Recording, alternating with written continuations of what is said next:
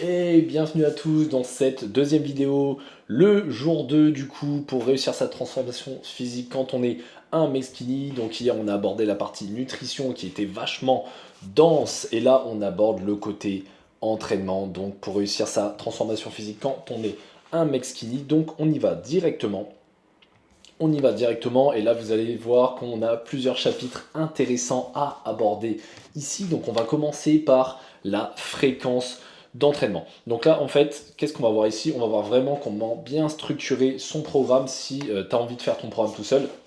Je vais t'apprendre ici à vraiment comment bien structurer ton programme pour qu'en fait il soit vraiment adapté pour toi et pas que tu as suivi des vidéos YouTube, des entraînements tout faits à droite à gauche qui sont pas adaptés à ta morphologie et qui vont pas t'emmener vraiment très très loin et tu risques d'abandonner. Donc la première chose à faire quand tu veux créer ton programme d'entraînement pour commencer à évoluer, surtout en tant que mec skinny qui veut prendre de la masse musculaire, on va commencer par définir ta fréquence d'entraînement. Donc la fréquence d'entraînement, qu'est-ce que c'est? Ça va être tout simplement le nombre de fois que tu désires, que tu veux, que tu peux t'entraîner dans la semaine. Ici, ce qu'on va voir, c'est un nombre de fois dans la semaine où tu es sûr à 100% de pouvoir tenir cette fréquence d'entraînement. Commence pas à vouloir te mettre 5, 6, 7 entraînements. Le problème, c'est que si tu te mets des barrières un petit peu comme ça, des entraînements vraiment très stricts, le problème, c'est dès que tu vas rater une séance, après tu vas en rater une deuxième, etc., etc.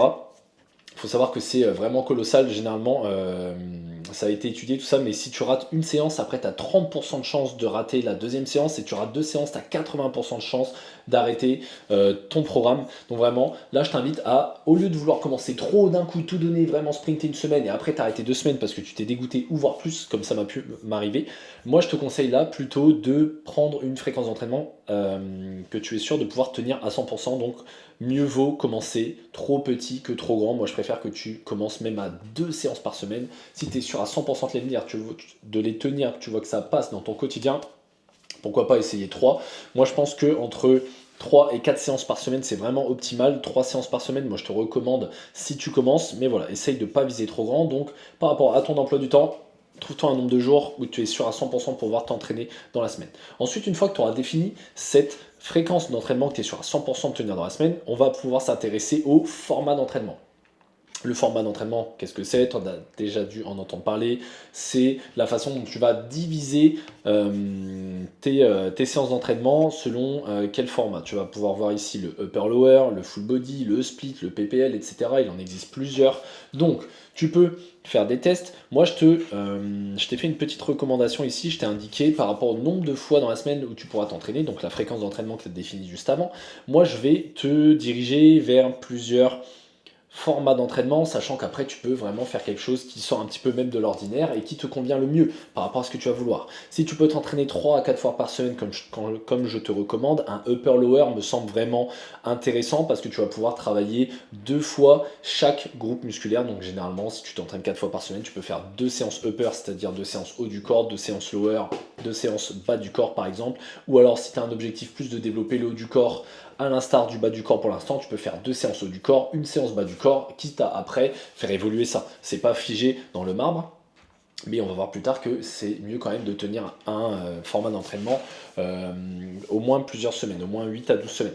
Ensuite, tu as le full body. Donc là, si tu t'entraînes par exemple que 2 à 3 fois par semaine, c'est vraiment indiqué, notamment quand tu débutes, ça te permet de réussir à exécuter certains mouvements plus rapidement si tu débutes afin de prendre de l'aisance sur ces mouvements-là, sachant que tout ça, tu peux le faire que ce soit en salle ou à la maison ou en parc de street workout par exemple. C'est tout à fait possible de scinder ces entraînements comme ça. Après, vous avez le split, donc ça, c'est les fameuses séances où par exemple tu fais une séance que pec, une séance que bras, une séance que dos par exemple, ou alors où tu peux travailler 2 groupes musculaires. Tu peux par exemple faire pec dos, bras épaules, jambes. Ça, c'est un format split. Moi, ça, je conseille plus si tu peux t'entraîner plus de fois dans la semaine, mais comme on l'a vu, moi, je conseille pas forcément de s'entraîner énormément, surtout au début, car tu risques de te dégoûter si tu vas trop vite, trop haut. Et puis, bah, honnêtement, tout le but de ma démarche ici, moi, c'est de te donner des clés pour que tu puisses t'entraîner le moins possible et avoir le plus de résultats possible. Donc vraiment ici, on bascule plutôt que d'être dans l'efficacité, on bascule vraiment dans l'efficience. Là, je m'adresse à des personnes qui veulent rentabiliser leur temps à l'entraînement. Et après, tu as le fameux PPL, donc ça vraiment à la mode. Moi j'ai fait ça pendant des années, 6 fois par semaine. Bon, ça m'a pas vraiment donné de résultats et je t'expliquerai sans doute pourquoi dans une autre vidéo. Mais voilà, tu as tous ces formats-là. Moi honnêtement, si je te conseille de, comme je t'ai dit au début, de t'entraîner 2 à 3 fois par semaine, 3 à 4 fois par semaine avec les méthodes qu'on va voir juste en dessous pour vraiment rentabiliser tes entraînements, moi je te conseille plutôt de te diriger vers ces deux formats-là. Après, encore une fois, à toi de voir ce qui te fait kiffer par rapport à tes objectifs. Ensuite, une fois que tu as étape 1, établi le nombre de fois que tu peux t'entraîner dans la semaine, la façon dont tu veux découper tes séances, on va s'atteler au choix des exercices. Donc le choix des exercices, comment on va faire pour choisir tes exercices? Tu vas pouvoir en fait les choisir par rapport à ta morpho-anatomie. Donc ça, c'est pas la partie la plus simple. Ça demande plusieurs années d'expérience, etc. afin de savoir toi de ton côté si par exemple le développé couché c'est fait pour toi, oui ou non. Généralement les mecs skinny qui se caractérisent un petit peu comme ectomorphes, si tu veux rapporter ça au morphotype, faut savoir que par exemple des exercices comme le développé couché c'est rarement fait pour toi alors qu'il est présenté comme le roi des exercices pour développer les pectoraux. Donc il faut faire attention là-dessus, il y a certains paramètres à prendre en compte, la longueur de tes segments, pareil généralement si t'es skinny, t'es quelqu'un d'assez comme moi longiligne, donc avec des grands membres. Tu peux aussi adapter tes exercices par rapport au fait, je pense notamment aux biceps, si tu as des biceps courts, des biceps longs, etc. etc. La longueur de tes segments, donc ça c'est vraiment quelque chose qui peut prendre des années à faire même sur soi-même et c'est vraiment c'est quelque chose qui n'est pas forcément simple à faire soi-même, mais tu peux adapter ton programme comme ça si tu as un petit peu d'expérience de ce côté-là. Et sinon, si tu veux avoir ton analyse morpho-anatomique complète, encore une fois, n'hésite pas à prendre, tu as le bouton pour prendre rendez-vous avec moi juste en dessous. Au niveau du choix des exercices, on voit ici qu'on peut également sélectionner des exercices à forte tension d'étirement ou des exercices à forte tension de contraction. Généralement, les exercices à forte tension d'étirement sont plus bénéfiques pour la prise de muscle, mais les exercices à forte tension de contraction peuvent être intéressants, notamment si tu as des points faibles, si tu as du mal à ressentir certains muscles, c'est plus facile de ressentir ces muscles sur des exercices à forte tension de contraction que sur des exercices à forte tension d'étirement. Généralement, dans les exercices à forte tension d'étirement, ça va être un petit peu tout ce qui va être exercice polyarticulaire, les dips, les squats, où en fait, tu vas sentir ton muscle travailler vraiment lorsqu'il est dans une position plus étirée. Au contraire, comme son nom l'indique, les exercices à forte tension de contraction vont être des exercices qui insistent plus sur la contraction du muscle. Je pense par exemple à des exercices comme les écartés, hop, comme ceci, les écartés à la poulie, où là tu vas vraiment ici venir sentir des pics de contraction, ou même des exercices comme l'oiseau, comme ceci, où là ici tu viens vraiment, hop, contracter fortement, tu as un pic de contraction. Donc c'est des exercices qui peuvent être intéressants si tu as du mal à ressentir tes muscles, mais encore une fois ici, dirige-toi vers des exercices à forte tension d'étirement si tu n'as pas de problème particulier à recruter ce genre de muscles, et des exercices à forte tension de contraction en début de séance notamment, pour mieux ressentir ton muscle. Ensuite ici j'en parlais, on va avoir deux types d'exercices différents, les exercices polyarticulaires et les exercices d'isolation. Donc exercices polyarticulaires comme leur nom l'indique, ça va être tous les exercices qui mobilisent plusieurs articulations à la fois. Donc on a par exemple, comme je disais tout à l'heure, le développé couché, les dips, les squats, les tractions, où vraiment tu vas ici engager plusieurs articulations, tandis que les exercices d'isolation, ça va être un exercice où tu vas avoir une seule articulation qui bouge. Je pense par exemple, on peut citer l'exemple des curl biceps. Là tu vois, j'ai que l'articulation de mon coude qui est en train de bouger, etc. etc. Tu comprends l'idée. Sachant qu'ici, si tu veux vraiment rentabiliser le temps de tes entraînements, moi je te conseille plus ici de te diriger vers des exercices des exercices polyarticulaires plutôt que des exercices d'isolation, même s'ils peuvent être intéressants, notamment en fin de séance. Encore une fois, si tu n'as pas de problème à ressentir tes muscles, moi je te conseille plutôt de faire la fameuse loi de Pareto, la loi du 80-20, donc plutôt te diriger ici vers 80% d'exercices polyarticulaires et 20% ici d'exercices d'isolation, pourquoi pas sur les groupes musculaires que tu veux développer en priorité ou sur lesquels tu as du mal à ressentir le muscle. Donc ça peut être intéressant. Donc privilégie ces exercices-là. Ensuite, au niveau du nombre des exercices. Alors le nombre d'exercices, finalement, il va dépendre un petit peu du temps que tu as alloué à tes séances. Si tu peux faire des séances d'1 h 30, ce que je te conseille pas forcément, tu peux rester sur des séances de 45 minutes, 1 heure grand maximum. 1 h 30, ça me semble déjà assez long. Mais ça va dépendre un petit peu de ça, du nombre d'exercices et aussi du nombre de muscles que toi tu veux développer sur ton physique. On va le voir juste après. Mais le nombre d'exercices, finalement, il va être un petit peu dirigé par rapport au temps, comme je te disais, que tu peux allouer à tes séances, et également à l'énergie que tu peux avoir, parce que finalement, plus tu vas te coller d'exercices dans ta séance, plus ça va être taxant niveau nerveusement. Donc, il faut savoir que généralement, mes élèves et moi-même, on travaille entre 5, 6, 7 exercices grand max par séance, plus aux alentours des 6 exercices par séance. Et avec les bons stimuli, les bonnes techniques, les bonnes méthodes, ça suffit amplement. Au niveau du nombre de séries, alors le nombre de séries, quand je parle du nombre de séries, tu sais, tu vas avoir du coup ton format d'entraînement, tu vas caler tes exercices, admettons qu'on a sélectionné 6 exercices. Après, combien de séries on va faire par exercice? Alors déjà, quand je parle de séries, moi je parle bien de séries de travail, d'accord? Les séries de travail, qu'est-ce que c'est? Ce sont les séries qui sont proches de l'échec ou à l'échec. Parce qu'on va le voir ici dans le petit module intensité, mais c'est vraiment la proximité de l'échec qui va nous faire progresser en musculation. Une fois que tu as bien compris le concept de série de travail, tu vas pouvoir ici diviser ton volume global dans la semaine, donc ton volume d'entraînement. Ici, on a parlé de fréquence d'entraînement, ici de format d'entraînement, et là, ici, on arrive dans le volume d'entraînement.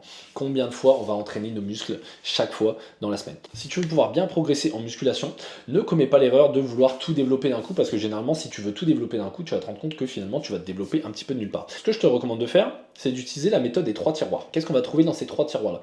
Dans le tiroir numéro 1, ça va être les muscles que tu veux vraiment développer en priorité sur ton physique. Les muscles que tu vas aller chercher le plus rapidement possible, qui vont donner le look le plus athlétique possible, en tout cas le look que toi tu trouves esthétique sur toi, parce que bien sûr, si tu fais ça, c'est pour te trouver beau, te sentir bien dans ton corps avant tout. J'ai pas pu réaliser évidemment ton analyse morpho-anatomique à travers cette vidéo, mais si tu veux avoir le look le plus stylé rapidement possible, moi je te conseille de te focaliser sur la ceinture scapulaire, c'est-à-dire haut de pectoraux, trapèze, épaules et notamment le deltoïde latéral, donc le côté de tes épaules ici si tu veux développer des épaules bien arrondies comme cela.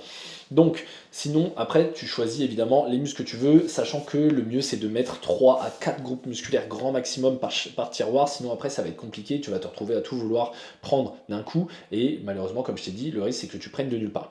Donc, pour les muscles que tu veux vraiment développer en priorité, là, je te recommande ici, et les dernières études scientifiques, ça sort d'une méta-analyse de 2022, donc c'est assez récent, entre 12 et 20 séries par semaine et par groupe musculaire. C'est-à-dire que si tu veux développer tes pectoraux en priorité, admettons, il va falloir que tu réalises entre 12 et 20 séries par semaine sur ce groupe musculaire. On va prendre un exemple. Si ta fréquence d'entraînement, tu as décidé de t'entraîner 3 fois, admettons que tu fasses 2 séances haut du corps, une séance bas du corps, et bien sur tes 2 séances haut du corps, tu peux t'amuser ici à mettre 2 exercices pec dans la première séance avec 3 séries chacun, ça te fait 6 séries, et 2 exercices pectoraux dans la deuxième séance haut du corps avec également 2 fois 3 séries, ce qui va donner 12 séries. Donc tu vois là que tu es déjà dans la fourchette.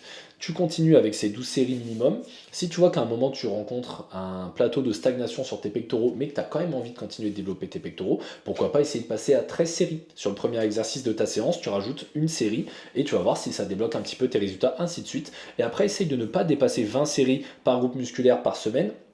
Car après, on va rentrer dans ce qui s'appelle un petit peu le trash volume, le junk volume, c'est-à-dire du volume qui n'est pas forcément utile.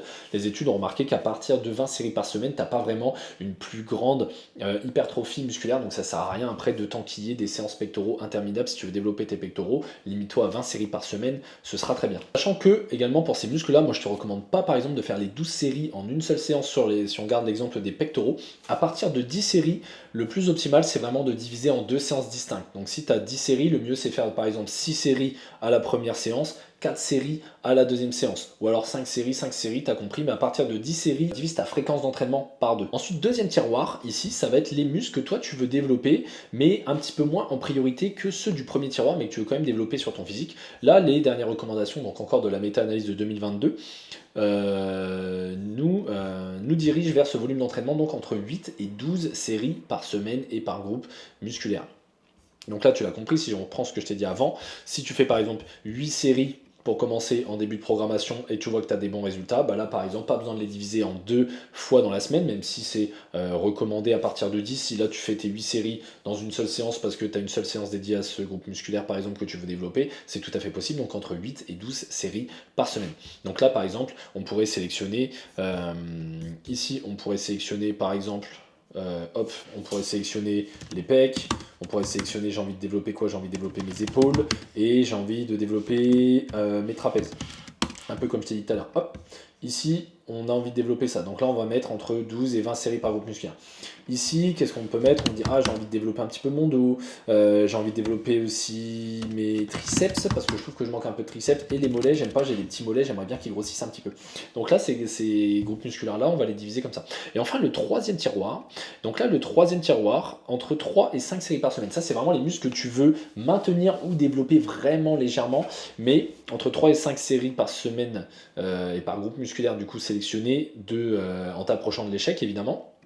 Là, tu vas pouvoir maintenir ces groupes musculaires ou les développer un petit peu si tu n'as pas l'habitude de les travailler. Et là, par exemple, moi, j'ai pas trop envie de grossir des jambes en ce moment, donc je peux mettre quadriceps, ischio, fessier. Donc là, je vais pouvoir, par exemple, sur ma seule séance lower de la semaine, je vais pouvoir ici faire simplement 5 séries sur mes quadriceps, sur mes ischios, sur mes fessiers, admettons. Donc voilà, une fois que tu as fait un petit peu ce découpage-là, après on pourrait mettre aussi les avant-bras, les abdominaux, etc. Tu as compris. Mais une fois que tu t'es trouvé un petit peu cette caractérisation-là, cette hiérarchisation-là, tu vas pouvoir ici leur allouer un budget, comme si un petit peu, en fait, on prenait l'exemple de la nutrition, tu t'allouais un budget en calories, et ce budget en calories, tu l'as divisé en budget protéines, budget glucides, budget lipides. Là, c'est pareil. Tiroir 1, hop, on va s'allouer ici 8 à 12 séries. Je sais que je vais me faire 12 séries pour les pecs, 15 séries pour les trapèzes, etc. Et en fait, tu vas avoir ici ta petite liste de courses, et ça va te permettre de te fixer un nombre de séries à la semaine pour t'entraîner de manière optimale. Moi, je te conseille de commencer en bas des fourchettes là que je t'ai indiqué, 12, 20, 8, 12, 3, 5. Comme ça, après, si tu vois que tu commences à progresser de ce côté-là, bah écoute, super, c'est jackpot, tu touches à rien. Par contre, si tu vois que tu commences un petit peu à bloquer, là, tu peux passer, par exemple, là, je te reprends l'exemple du premier tiroir, et bah écoute, tu passes de 12 à 13 séries. Tu vois que tu progresses, top, super. Tu vois que tu progresses plus, boum, bah tu passes de 13 séries à 14 séries, et ainsi de suite, jusqu'à temps que tu rencontres d'autres plateaux. Ensuite, il va convenir, dans ton nombre de séries, tu t'en doutes, il y a des répétitions. Donc, pour le nombre de répétitions, le gain optimal, selon pareil les dernières études, ça se situe entre 6 et 20 répétitions, même il y a des études qui montrent que jusqu'à 30 répétitions, tant que l'échec musculaire est atteint ou approché, en fait, il n'y a pas de différence notable entre cette fourchette de répétitions. Donc 6 répétitions jusqu'à 20, 30 répétitions, moi je te conseille pas forcément de dépasser 20 répétitions, c'est vachement long, c'est pas très intéressant. Donc reste plutôt entre 6 et 20 répétitions, et encore une fois, on va en parler juste après de l'intensité ici, mais ce qui va être le plus important, ça va vraiment mettre de l'intensité dans tes séances. Donc voilà, tu peux te faire des petites fourchettes de répétitions comme ça, par rapport au nombre de séries, entre 6 et 20 répétitions, c'est très bien. Donc tu peux par exemple sélectionner sur tes premiers exercices, si tu veux travailler un petit peu plus en force, tu peux te faire entre 6 et 10 reps, et ensuite sur les exercices un petit peu plus d'isolation, par exemple, pourquoi pas faire entre 12 et 15 reps, 15 et 20 répétitions. Tu as compris un petit peu comment mettre ce nombre de répétitions. Et le plus important, tu l'as bien compris, c'est l'intensité, mais c'est parfois dur de trouver l'intensité adéquate. Savoir si tu t'approches de l'échec, c'est pas forcément évident, surtout si tu commences, d'où l'importance également d'avoir un coach derrière qui peut corriger tes exécutions, savoir si tu vas assez loin dans l'effort ou si simplement tu brasses pas du vent. Parce que je vais te prendre un exemple, et admettons que tu t'es fixé 15 répétitions. Si tu t'arrêtes à 15 répétitions, mais que dans le coco, tu en avais encore pour faire 20 répétitions, là, tu es tellement loin de l'échec qu'en fait, niveau musculaire, il va pas se passer grand-chose. Donc, c'est comme si finalement, tu avais brassé du vent et que tu étais allé à la salle pour rien. Donc, à chaque série que tu commences, mets-toi avec cette intensité, même racine, de vouloir aller à l'échec musculaire, te rapprocher de l'échec musculaire, voire d'atteindre l'échec musculaire dans certaines conditions. Ensuite, une fois que tu auras mis on a choisi nos exercices, on a choisi le nombre de séries qu'on va faire par exercice, on a choisi le nombre de répétitions qu'on va faire dans chaque série, ensuite on a le temps de repos. Ton problème généralement, c'est que tu mets trop d'intensité entre les séries, mais pas pendant tes séries, c'est-à-dire qu'en fait tu vas vouloir te mettre des temps de repos super courts, genre 1 minute, 90 secondes, etc. Ce que tu vois généralement un petit peu traîner à droite à gauche. Mais le problème, c'est que tu vas pas forcément avoir le temps de bien récupérer, surtout si tu t'approches de l'échec musculaire, si tu mets beaucoup d'intensité. Moi, je te recommande de prendre au moins 2 à même 3 minutes sur certains exercices, où par exemple, là, tu vas t'approcher des 6 répétitions, tu vas mettre bien lourd, une grosse tension mécanique. Donc, ça peut être intéressant de prendre des repos plus longs. Moi, je te conseille vraiment 2 à 3 minutes. Après, si c'est vraiment des petits exercices d'isolation comme ceci, où ça va être un petit peu moins énergivore à réaliser. Tu peux ici descendre, pourquoi pas, à 90 secondes, mais je te recommande pas vraiment d'aller en dessous. Et l'intensité, du coup, comme je te disais, pendant les séries, pas entre les séries, c'est-à-dire que l'intensité, tu dois la mettre pendant que tu es en train de pousser ou de tirer, et là, tu dois t'approcher de l'échec. Les dernières répétitions, elles doivent vraiment être dures. La dernière répétition, Elle doit vraiment être très dure, voire quasiment, elle ne passe pas, tu vois, tu n'arrives pas à la passer. Il faut vraiment mettre de l'intensité, sinon il va pas se passer grand chose au niveau musculaire. Après, tu prends le temps de récupérer 2-3 minutes et pouf, tu te recentres et tu repars avec ton intensité pendant ta série. Tu t'approches du haut de la fourchette que tu t'es fixé de répétition ici. Donc, si tu t'es fixé 12 répétitions, le but c'est que tu sois pas vraiment en capacité d'en effectuer 13 ou 14. Faudrait que limite à 12, tu puisses t'arrêter. Peut-être si tu veux en garder une ou deux sous le pied, tu aurais pu peut-être en passer une 13e, voire une 14e, mais qui était quasiment impossible à passer, mais pas plus loin. Si avec une fourchette de 6 à 12 répétitions, par exemple tu utilises une charge de 20 kg et tu vois qu'avec cette charge de 20 kg sur du développé couché par exemple, tu aurais pu faire 16 répétitions alors que tu t'es fixé 12, non. Le problème c'est que là tu n'as pas mis assez lourd, donc je t'invite à augmenter la charge pour rester dans ta fourchette de répétition, mais je vais t'en parler juste après au niveau de la surcharge progressive, tu vas voir c'est très intéressant. Au niveau du tempo d'exécution, donc ça, c'est la manière dont tu vas exécuter tes exercices. Moi, je te recommande de ne pas vraiment trop te prendre la tête là-dessus. Juste ralentis. Par exemple, là, on va prendre un exemple de pompe ou développé couché, admettons. Ralentis plus la descente et essaye d'être le plus explosif possible sur la montée. D'accord? Donc là, on essaye de ralentir la descente, bouffe explosif sur la montée. Mais te prends pas plus la tête que ça pour l'instant au niveau des tempos d'exécution. Ensuite, la fameuse intensité dont on parle. Qu'est-ce que c'est quand on parle d'intensité? Donc on parle d'échec musculaire. Qu'est-ce que c'est l'échec musculaire? C'est quand tu essayes de réaliser ta série et tu vois que en fait à la fin tu es à bout de force, tu peux plus soulever la charge, ou en tout cas tu peux plus soulever la charge sans dégrader ton exécution. Donc là on a deux types d'échecs. On a l'échec musculaire, c'est quand tu peux vraiment plus du tout rien soulever, et tu as aussi l'échec postural. L'échec postural, c'est par exemple quand tu faisais bien ton développé couché, etc., et en voulant garder la bonne forme, hop, impossible de remonter. Par contre, si tu pouvais faire hop comme ça, là tu pouvais la monter, mais t'es plus sur un échec postural parce que tu as fait foirer ta forme. Donc bref, l'échec musculaire, c'est quand par exemple tu peux plus monter ta charge sur du développé couché ou ton corps sur des tractions, tu peux plus te tirer comme ça, t'es en échec musculaire. Moi, ce que je te conseille de faire, c'est pas forcément recommandé d'aller tout le temps à l'échec parce que tu risques un petit peu de flinguer ton système nerveux, surtout quand tu vas commencer au fur et à mesure à te mettre encore plus de charge parce que tu vas commencer à progresser. Moi, je te conseille de rester à une ou deux reps de l'échec sur les premières séries de travail. Il s'avère que quand tu restes dans cette fourchette de répétition juste avant l'échec, que tu vas avoir quasiment le même phénomène d'hypertrophie qui va se produire sur tes muscles sans le côté taxation nerveuse en moins. Cependant, ce que je peux te recommander de faire, c'est que tu peux aller à l'échec sur la dernière série de travail. Ça peut être vraiment intéressant d'aller sur la dernière échec, d'aller sur ta dernière série de travail. Donc par exemple, admettons, tu t'es mis 4 séries de développé couché aux haltères. Je te conseille sur les 3 premières de rester à une de rep de l'échec, et la dernière, là par contre, tu peux envoyer parce qu'après, généralement, tu vas passer sur un autre exercice, donc tu vas pas avoir les mêmes stimuli, donc tu peux y aller. Franchement, l'échec, c'est vraiment le plus important. Si tu dois vraiment retenir une chose, c'est vraiment ici de mettre l'intensité adéquate, et c'est pas forcément évident. D'où l'importance parfois de se faire accompagner soit par un gym bro beaucoup plus expérimenté, soit évidemment par un coach qui sait à quoi ressemble l'échec. Ensuite, au niveau de la surcharge progressive, donc ça, c'est un truc dont tu as entendu parler en long, en large et au travers, la sacro-sainte surcharge progressive, en effet, avec l'intensité très importante. C'est ça qui va te permettre de progresser de semaine en semaine, parce que tu te doutes bien que ton corps en fait c'est une formidable machine d'adaptation. Si tu lui donnes toujours 20 kg en développé couché pendant 6 mois, bah, qu'est-ce qui va le forcer à se développer? Si tu fais toujours du 10 répétitions à 20 kg, ton corps il va pas forcément avoir de raison de se développer. Donc comment on va faire pour mettre en place une surcharge progressive super simple dans ton programme? Je te le montre ici. Donc là, ce petit tableau-là, donc on va prendre l'exemple d'élévation latérale. Admettons que, regarde, on commence à une semaine, on ne sait pas quelle semaine c'est dans ton programme, on va l'appeler la semaine X, ok? Ça c'est vraiment la semaine, admettons la semaine 0. Tu vas faire tes élévations latérales avec une charge de 10 kg. Donc bravo déjà, c'est une performance un petit peu sympathique.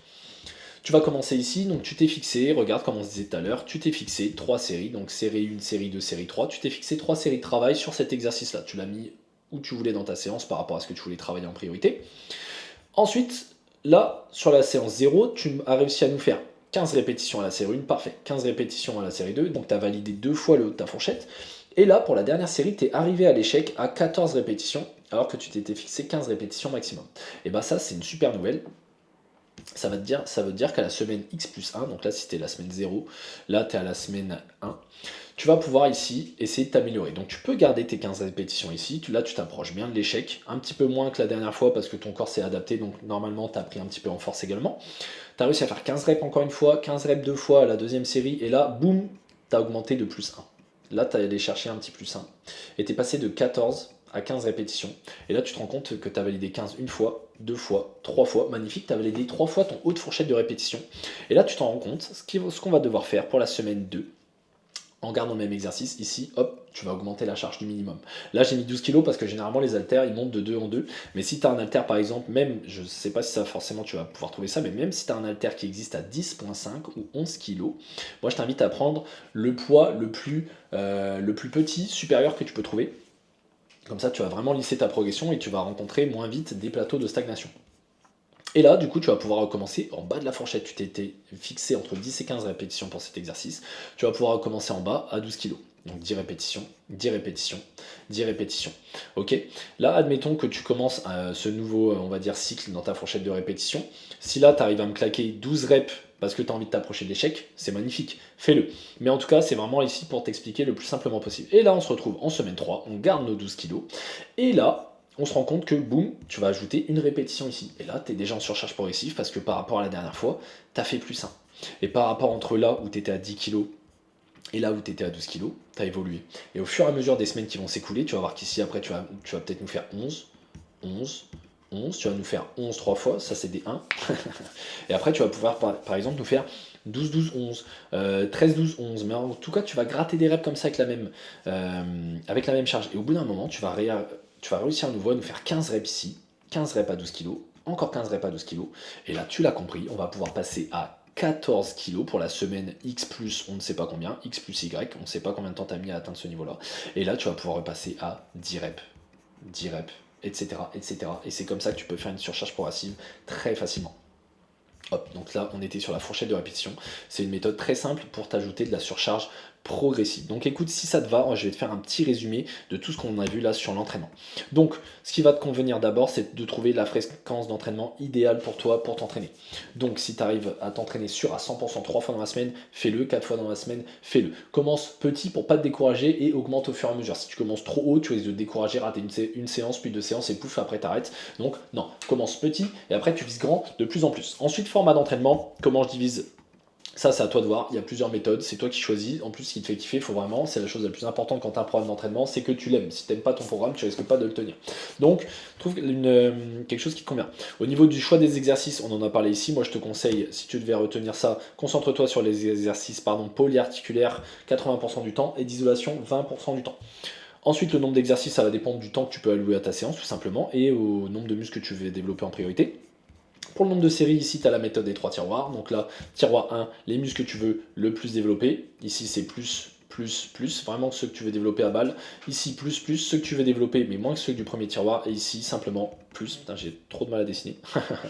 Ceux que tu veux maintenir ou développer légèrement. Une fois que tu as fait ça, tu vas pouvoir ici choisir ta fourchette de répétition.